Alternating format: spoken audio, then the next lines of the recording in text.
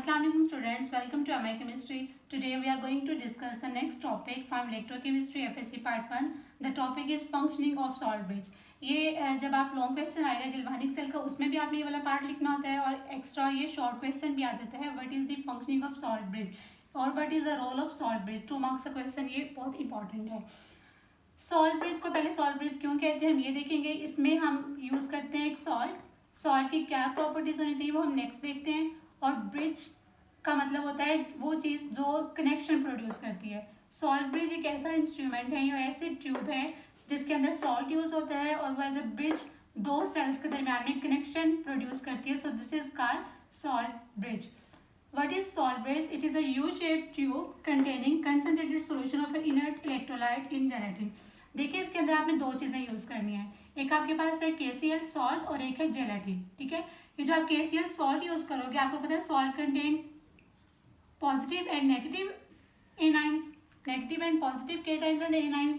और यहाँ पे जो आपने दोनों सेल्स के अंदर यूज किया है zinc sulphate and copper sulphate, ये भी इलेक्ट्रोलाइट है और KCl भी इलेक्ट्रोलाइट है. ये भी सॉल्ट है, ये भी सॉल्ट है. हम यहाँ पे जो सॉल्ट यूज करेंगे इट मस्ट बी इनर्ट. ये इनर्ट होना चाहिए ताकि यहाँ पे जो एनोड और कैथोड पे रिएक्शंस हो रहे होते हैं, रिडॉक्स रिएक्शंस हो रहे होते हैं, उनको ये डिस्टर्ब ना करे, उनके साथ रिएक्ट ना करे.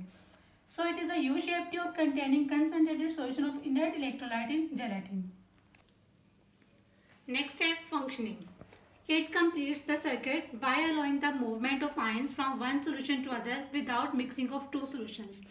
सबसे इंपॉर्टेंट इसका क्या फंक्शन है? It completes the circuit. आपको पता है कि इलेक्ट्रिक करंट ने तभी फ्लो करना है जब सर्किट कंप्लीट होगा. सो यहाँ पे देखिए, यहाँ से जो आपके पास जिंक इलेक्ट्रोड था, यहाँ से करंट इलेक्ट्रॉन्स का फ्लो हो रहा था कॉपर में. अब यहाँ से जो है वो ये U-shaped जो ट्यूब है सॉल्ट ब्रिज, ये जब ये कनेक्ट होगा इसके थ्रू ऐसे, तो फिर हमारा जो है वो सर्किट कंप्लीट होगा और इलेक्ट्रॉन्स का फ्लो या इलेक्ट्रिसिटी का फ्लो जो है वो कॉन्टिन्यूस रहेगा. So it completes the circuit by allowing the movement of ion from one solution to other without the mixing of two solution. Zinc sulphate को यहाँ पे नहीं आने देगा, ये कॉपर सल्फेट को यहाँ नहीं आने देगा. बेसिकली होता क्या है कि जो इसके आयंस होते हैं वो मूव कर रहे होते हैं, जो इन इलेक्ट्रोलाइट्स के आयंस है वो मूव नहीं होते. सेकेंड फंक्शन क्या है? It helps in maintaining the electrical neutrality of the solutions in the two half cells. अब स्टूडेंट्स यहाँ पे एक इंपॉर्टेंट पार्ट देखें कि यहाँ पे आपने देखा था कि जिंक इलेक्ट्रॉन्स प्रोड्यूस कर रहा था, जिंक की यहाँ पे ऑक्सीडेशन हो रही थी और यहाँ पे आपके पास सोल्यूशन के अंदर बच रहे थे जिंक केटाइंस. सो देखें जब यहाँ से इलेक्ट्रॉन्स प्रोड्यूस होकर इस तरफ मूव करते जाएंगे, यहाँ पे जिंक केटाइंस बीकर्स के अंदर एक्यूमुलेट होते जाएंगे. इसी तरह आप राइट साइड पे देखें, यहाँ पे जब इलेक्ट्रॉन्स फ्लो करके यहाँ पे आ रहे थे, इसके ऊपर नेगेटिव चार्जेस की वजह से यहाँ से जो कॉपर केटाइंस थे वो यहाँ पे इलेक्ट्रोड पे मूव कर रहे थे और यहाँ पे आपके पास सोल्यूशन के अंदर क्या बच रहा था? Sulphate anions, negative charges. ठीक है, तो अब देखा जाए तो इस बीकर पे एक्यूमुलेशन हो रही है पॉजिटिव चार्ज की और इस बीकर पे एक्यूमुलेशन हो रही है नेगेटिव चार्जेस की. सो जब यहाँ पे सारे के सारे पॉजिटिव चार्जेस हो जाएंगे, यहाँ पे सारे नेगेटिव चार्जेस हो जाएंगे, तो किस तरह से इलेक्ट्रॉन्स मजीद फ्लो करेंगे. अब यहाँ पे तो इलेक्ट्रॉन की डेफिशिएंसी हो रही है, मतलब पॉजिटिव आयन ज्यादा हो रहे हैं. सो अब यहाँ पे तो इलेक्ट्रॉन्स प्रोड्यूस ही नहीं होंगे मजीद. सो यहाँ पे जो इलेक्ट्रिसिटी का फ्लो है वो स्टॉप हो जाएगा.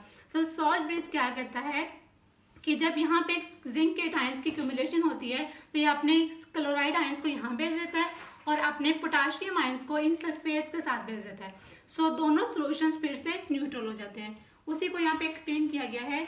Zinc ions going to the zinc sulphate solutions, they give a net positive charge to left beaker in the form of zinc cations. Left beaker में आपके पास केटाइंस एक्यूमुलेट होते जाएंगे.